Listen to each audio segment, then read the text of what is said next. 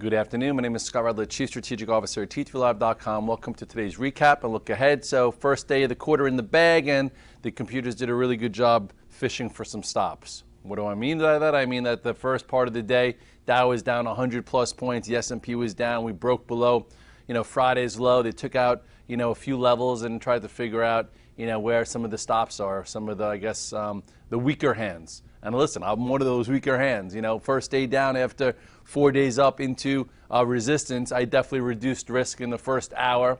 But then once you had more price discovery and once the morning lows were in, you saw some divergences away from the indices and you were able to perhaps get back into things with a bit more risk defined. And that's what I always try and do, is I always try and define risk. I always try and get points of reference to trade against. So at least I know what I'm risking, what levels held. So, not just flying blind. If you look here at the chart of the S&P cash, you'll see that, obviously here was the break of the momentum trend, and then right into this spot, there should be some resistance, and there was.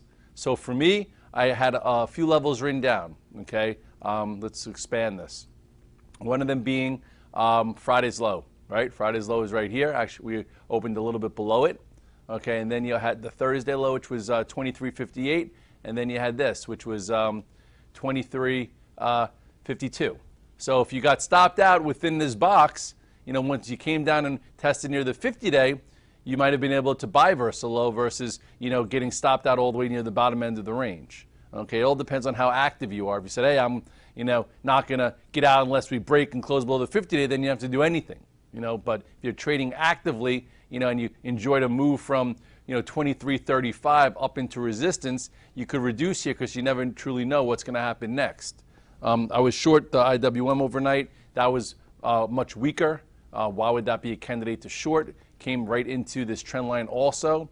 After a move from last Monday, why not take a little bit of a hedge with multiple longs? Because again, 1, 2, 3, 4, 5 days up. So now we'll see what happens here with the Russell. I don't have a hedge on, actually. I don't have a hedge in the Russell or the spiders. But this is the price discovery here. It was, you could have, you didn't even have to take it overnight. It was positive, went negative, and some of you guys got short when it broke below 136.94, and you were still able to, make a buck and change. Well, anyway, here's your point of reference there. We'll see what's next.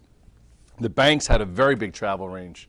At this point, they definitely stopped out some upper level traders by getting below here, but it did come back above and reclaim that. Wound up holding this spot.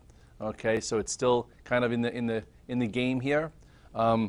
Felt real good that I sold my Bank of America on Friday, and I wanted to buy back around 23. I just wasn't on my seat when it happened. I had to go to Fox Business, had some things to do, but all in all, I think there'll be some time to prove that it could now hold above this 23.08, and then at some point perhaps take this out. But if you used 23.59 as a stop, or you used 23.33, then coming into bigger support, that could have been a spot to to put some back on. I got to give DP a shout out on the site. He was buying this thing, I don't know, somewhere around 23.20, and I was like, oh, why are we going to buy the weakest stock? Who knows if we're down for 2-3 days, and meanwhile, came back with the rest of the market, so we shall see. Where I focused was in tech. Tech's been the strongest, so I came in with multiple tech names. First, let's just go over Tesla. What a friggin' unbelievable move. Closed at the dead highs. You didn't even have to really be long it into the what's it called, the numbers. Okay, if you're a very active trader, you knew they were coming out in numbers and you wanted to be safe, you could have been buying it pre-market. I know I started buying it around 284.50, 285, and then it wound up holding that for the first little while and closed near highs. I also was in the call spread, starting from here, the 260, 280s, which is now max. So I figured, I got to get back in the stock, if it's going to continue. I talked to you guys about not shorting it just because it's been up a lot this year. Why? Because of the weekly chart. The weekly chart just breaking above a 4-year trend. If you look at the monthly, it looks even tighter. And if you go with a measured move from 180 to 280, that's 360. And tomorrow we'll see if it opens up above 300 or so. Looks like 320 could be a likely spot. So I'm still in Tesla overnight, the stock and options. This was when I listed it in the Redler report right here. And look at that. We say we like momentum names when they're above the 8 and 21 day. Well, it was above the 8 day this entire year. Wasn't ready to go. Came back, tested near the 21 day. and then boom, reclaim the 8-day right there. That could have been your way back in, and now look at it. So anyway, Tesla, a lot of people are like, oh, they're counting the amount of cars. It's much more than a car company now. It's basically fintech rolled up into everything between alternative energy and infrastructure and the cars and autonomous vehicles. Elon Musk on the team. Anyway, that's why it's been a focus, and that's why it started to be a focus to start the year. But at this point, I wouldn't be starting a new position up here, but it seems like there's enough momentum to take it into the 300s tomorrow.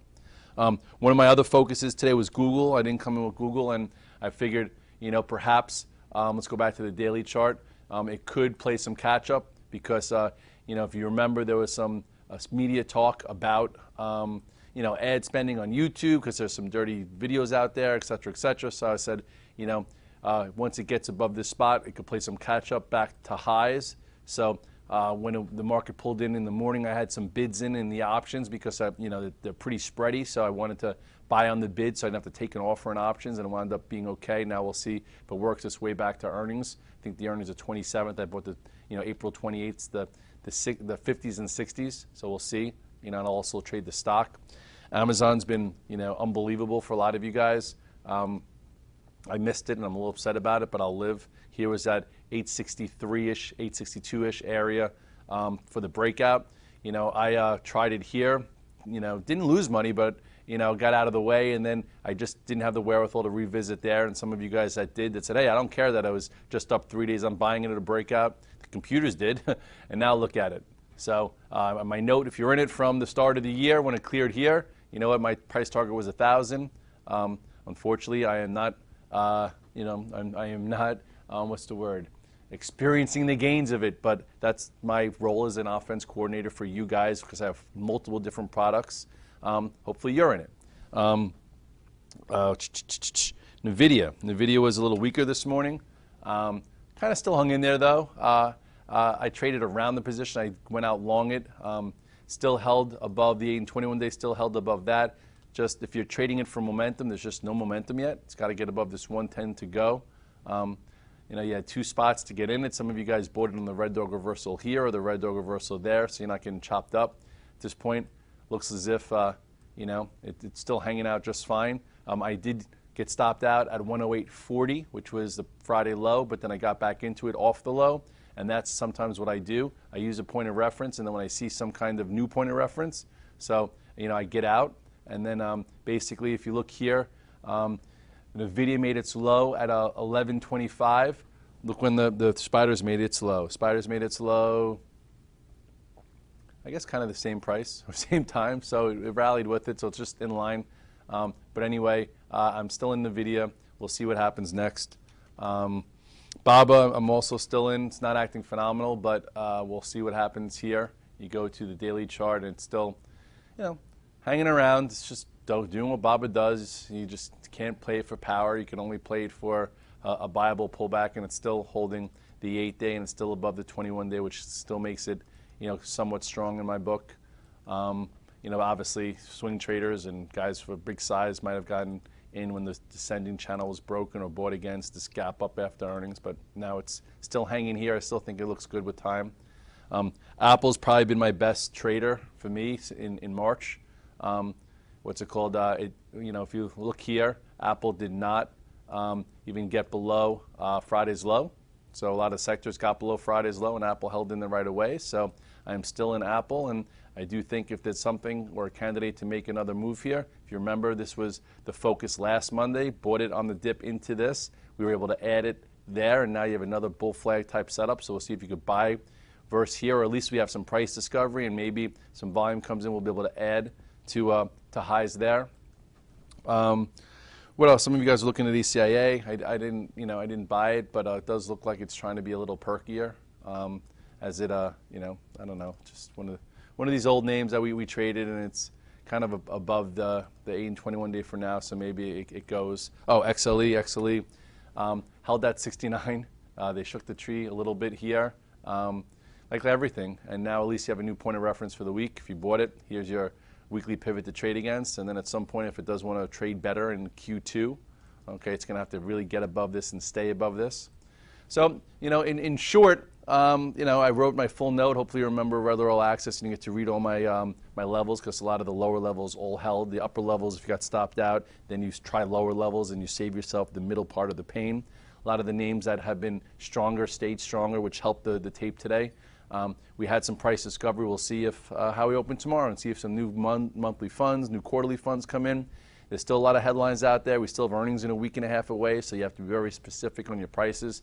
I wouldn't be all in, I wouldn't be all out, and I wouldn't listen to the noise. A lot of guys, if you remember, 2 weeks ago, Goldman Sachs was saying, they downgraded Tesla. You saw a cautious article in the Wall Street Journal about Tesla, and if you just listen to, whoever it is and not the stock, you could definitely blow up. And some of these guys that write all these cautious reports, they don't trade real money, and they just run out of ink while you run out of buying power and cash. So make sure to follow your rules, follow the trends, because they don't lie. I'm not saying the analysts do, but at least price action will tell you where things are going and also give you points of reference when you're wrong. Have a good night. I'll see you tomorrow.